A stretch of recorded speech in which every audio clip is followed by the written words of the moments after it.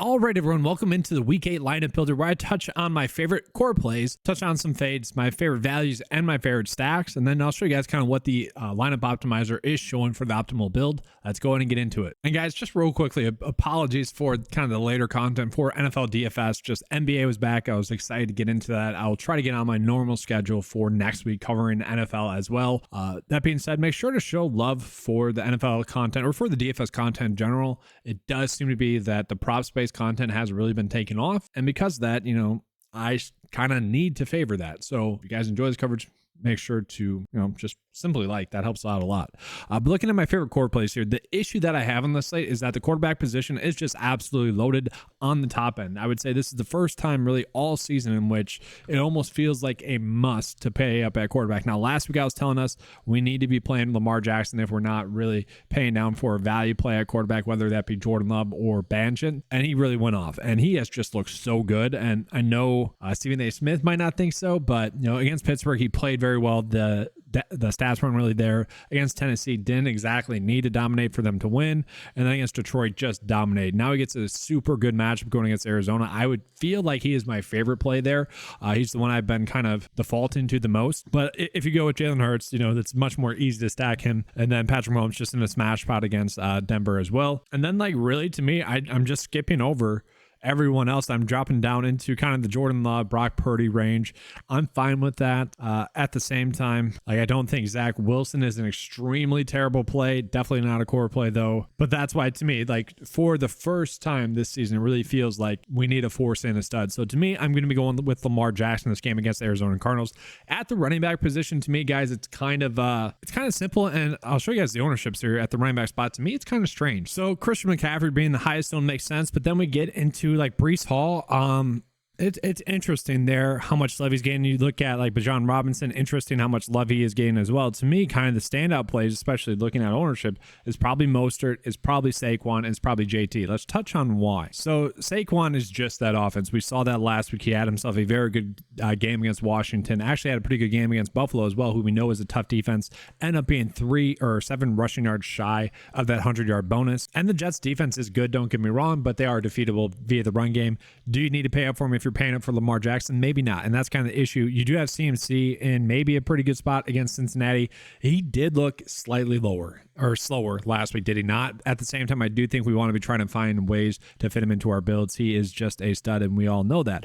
Alvin Kamara is kind of the easy kind of plug and play running back play as well. He's just been super consistent thus far this season. He's someone that we must be going out of our way to play just with how heavy he has been getting targeted. I mean, he's putting up receiver 1 numbers overall as a running back. So I do think we want to be prioritizing him as well. And then from there, running back wise, it does feel like a toss up. Jonathan Taylor in probably one of the most impressive run offenses thus far this season with Zach Moss most likely out is extremely interesting to me. And the matchup hasn't really mattered. They all, whoever it's been, Moss or JT, has been able to do work. And so I don't mind JT at a low price tag now. I get why people are on Breece Hall, don't get me wrong, it makes sense. But at the same time, you look at that Eagles game, that touchdown and kind of that big run, the Eagles let him in. So you take out 7 points there, and it's a good game, but at this price tag, we need more from that. And I know the Giants, they should be able to be up on them. He is getting more of a workhorse workload. I get all that, but it is a little bit risk reward. Alexander Madison, someone that wasn't even popping up being high owned,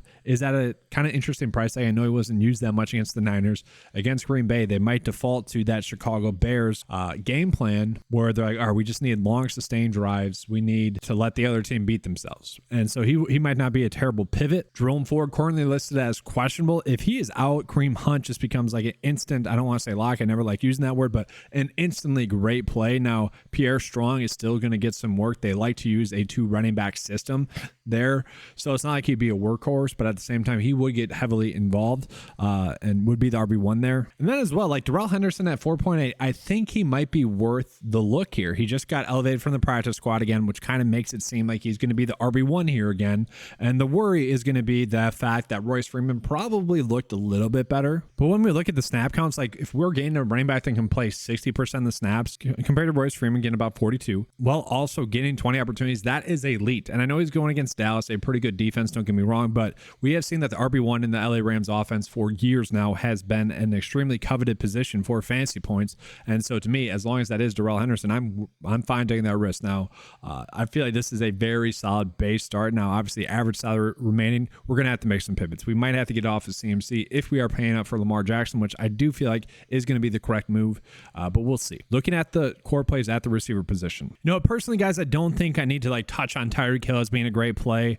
Cooper Kupp should be in for a bounce back spot as well. Jamar Chase should be in for a good spot. The player I want to mention is like AJ Brown, just because he is due for a regression game. These are historically elite numbers. Like this is Hall of Fame elite numbers that he is on right now, and I don't want to have that sort of conversation, but we know that he's due to regress at some point. That could easily be this week, and if that does happen, obviously Devonta Smith would be the beneficiary there. Brandon Ayuk is going to be in an interesting spot there. In my props video, he was actually one of the players that was kind of most undervalued in terms of how Vegas was valuing him as a like fantasy producer. They're valuing him at like 14 fantasy points, which at this price tag is not enough. At the same time, that game could be a sneaky shootout, and so I wouldn't mind targeting him. Garrett Wilson's probably going to be targeted heavily. You got Amari Cooper in a pretty good spot, but he's not going to be with his typical quarterback in Deshaun Watson. That's going to hurt him. And so I'm kind of finding ways to just pay down at the receiver position naturally. I think Christian Kirk does make a lot of sense.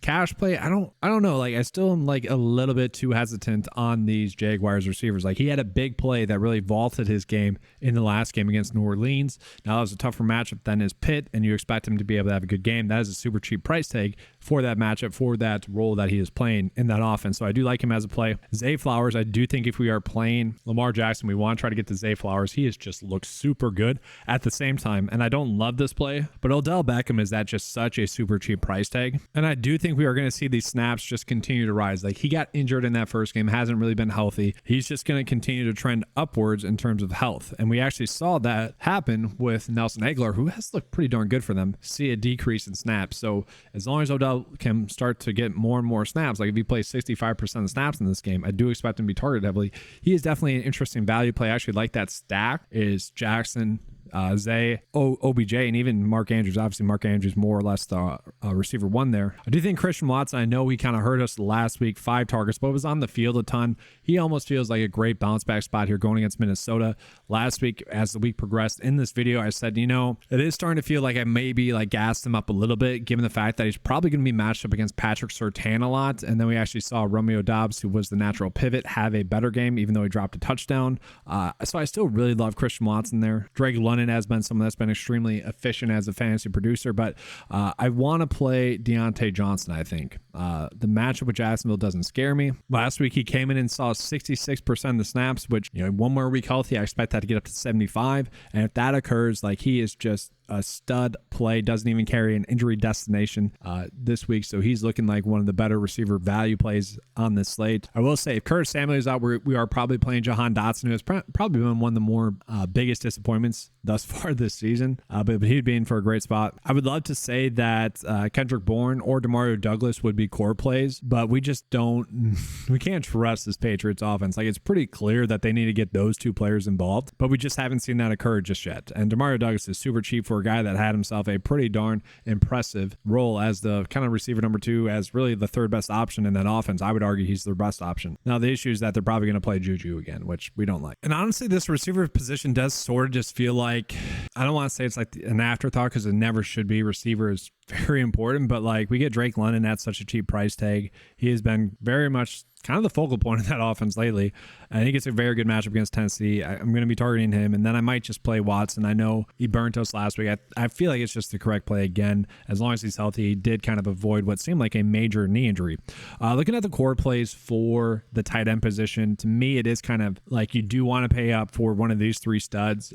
At the same time, we are getting a pretty good value now in Trey McBride with Zach Ertz out, and he's chalk, but he should be chalk. I mean, he's going to get targeted heavily. We should be locked into probably 2x, at least 3x as well.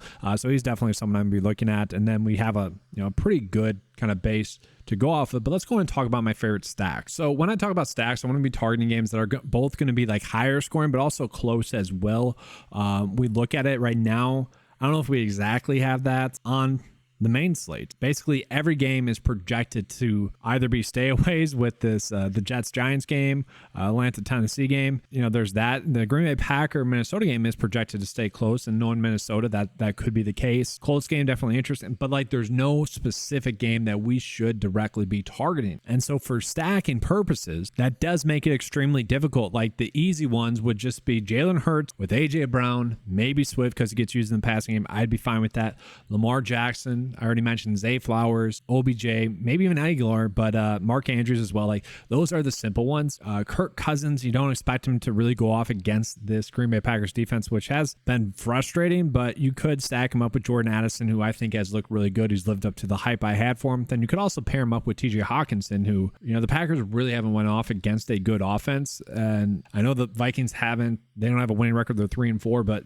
the Vikings are, can I say, one of the better teams in the league, even with a losing record. Like over the past 2 years, every single game has basically been 1-score games. Like that's a pretty consistent team. And obviously, if they beat the Packers, they're going to be at 4-4. It's definitely interesting there. So there is a stacking opportunity there. I would say really the best ones that we are going to get, and you guys are probably going to hate this. It's going to be Brock Purdy with Brandon Ayuk and George Kittle. You could also do CMC, Jordan Love again with Christian Watson, and that's probably it. Then we look at Derek Carr. He should be in for a better game. You could go Alvin Kamara and Michael Thomas. I don't mind that. And then really probably the best one would be Dak Prescott at this cheap price tag. He's going against the LA Rams defense, which is starting to break a little bit.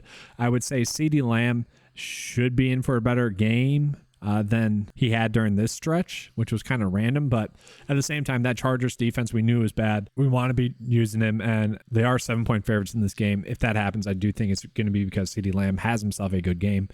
Then you could easily go Jake Ferguson there as well. The thing I'm saying is we don't really have great stacking opportunities. It's such a strange slate in which kind of awesome running back plays, really good value receiver plays. It's feeling like more of a cash slate rather than a GPP slate, where last week it felt like much more of a GPP slate. So I do just want to get into the values. I already touched on the quarterbacks a little bit. I don't feel like we need to be going out of our way, but what I'm looking at is going to be running backs that are under 5K. And isn't it crazy that we have Miles Sanders here against Houston, and we're probably not even thinking about it? Like, is he going to be the starter? I don't know. I would say when he's been healthy, he definitely looks better than Chuba Hubbard.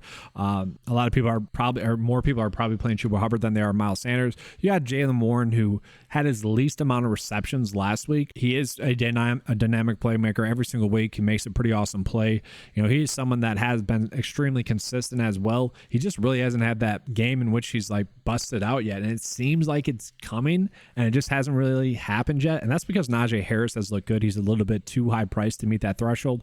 I do think Darrell Henderson is kind of the easy plug and play value play. He looked good. I mean, Royce Freeman did as well. Do want to mention Jaleel McLaughlin because he continues to make big plays, but now that Javonte Williams is back, Javonte Williams also looks good as well. And if they get behind in that game, we're probably going to see more Samaje Perine. If we get news that Jerome Ford is out, Strong kind of comes into that RB number 2 role for Cleveland, which can produce fantasy points, not knowing that you're going out of your way to play. And so let's go ahead and move on to receiver, because that is where I feel like we are actually getting decent values. I already mentioned OBJ. I think he's going to play more in this game. That makes a lot of sense to me. He had 7 targets in the last game while only playing like 56% of the snaps. He played over 80% in week 1, which when he's healthy, I think we're going to see that again. You got Jawan Jennings, who had himself a pretty good game, was targeted 9 times in that game. That could easily happen again. Jaden Reed kind of got lucky with the touchdown. Wendell Robinson looked good. He only had 2 targets in that game, 1 catch for 22 yards, but he showed the shake and bake there on that catch there. He just wasn't involved in the offense too much. It was a low-scoring game, kind of a sloppy game, which is kind of what you expect against the Jets. Hopefully the Jets offense can produce enough in which the Giants do have to throw the football. Jalen Hyatt played a lot of snaps the last 2 weeks, guys. Like, it's kind of like he's the receiver number 1 right now, besides, Darren Waller. 5 targets in that game, only 2 catches for 75 yards. They were down the play fields. They were down the field plays there. That's obviously what he is as a player. He's going to stretch the field. Worth a look, I would say, in GPPs for sure, because all it takes is one big play for him to really break open a touchdown, and the plays were there, and he made 2 of them. And then to me, that's kind of it. I already mentioned tight end wise, Trey McBride. So it's already an interesting consistent week, right? I'll show you guys the fades here, and then I'll show you guys the optimal lineup, and that'll be getting out of here. All right, so I was already looking at it as like the running back view. I do think, like, you know, are they all probably properly owned? Sure, we see Breece Hall is kind of over-owned, and I would agree with that. Like, I'd rather get to Kamara. I'd rather probably get to Mostert too. Mostert, I feel like he's going to be in for a better game. He even had a decent game against the Eagles defense, which was the best run defense. And I know some people are hearing that, be like, what? No, he did in the second half. Like, they figured it out. Miami did figure it out in the second half. He should be in for, you know, a top workhorse workload. And it's kind of funny that, you know, we're getting the RB2 this season at 7.7 in one of the better offenses, and he's coming in that low owned, even though he's looked really good as well. It's kind of strange. JT, we could look back and laugh at this and be like, how is he not chalk as if Zach Moss is out as kind of the workhorse workload, getting, you know, basically not leaving the field probably. And the Colts have proven that that is such a valuable position. And then Darrell Henderson as well. Like, he should be higher owned, I think. And then we just look at it, guys. Like, we are seeing those quarterbacks on the top end. They are all properly owned as they should be. Tyreek Hill kind of being coming in as a fade, as are all the kind of pay up receiver plays. And that's basically because the data is telling us to prioritize the quarterback position. And I think that's mostly just due to the receivers all not really separating themselves out as like elite plays on this slate this week, given the matchups, given the pricing. So definitely interested in that regard. And so that to me is where I probably want to be going more fair and balanced at the receiver spot. And we're going to see that same sentiment is going to be echoed in the lineup builder. I don't like Bijan Robinson. I don't like Breece Hall. I am seeing why they are chalked though, because lineup optimizers are pulling them into builds. To me, what I would probably do is I don't like those. I think those are a little bit too risky. I'm going to get off of those a little bit. I'm going to limit my exposure to them. So like probably, I don't know, 10%, even 5%. Like, I don't need to be on him that much. Breece Hall, same thing. In favor of those alike plays that are right there, like Jonathan Taylor, I'd probably want to boost up my projection to him then, like 16 or something like that. And then Mostert as well, probably bump up to like 17. Like, I feel like those are kind of the clear-cut plays. So we'll run this again. But we already saw like very much more of a pay up at quarterback and then do fair and balance at the receiver spot. And that's kind of going to be echoed again here. So look past this build, which the optimizer thinks is a great build. And then we get Lamar Jackson stacked. It's telling us already to stack Zay Flowers and Mark Andrews. We got Pacheco, who I'm fine with, I guess, but I like Henderson. I like JT. So very solid build there. I'd probably swap in Deontay Johnson over George Pickens. That's going to be all for this video. Hopefully you guys enjoyed the coverage. Make sure to give a like and subscribe. That does help out the channel a lot. Good luck for this week. Once again, apologies for kind of the late coverage on this. Is what it is. I'm sorry. Let's have a good week. And as always, let's keep cashing.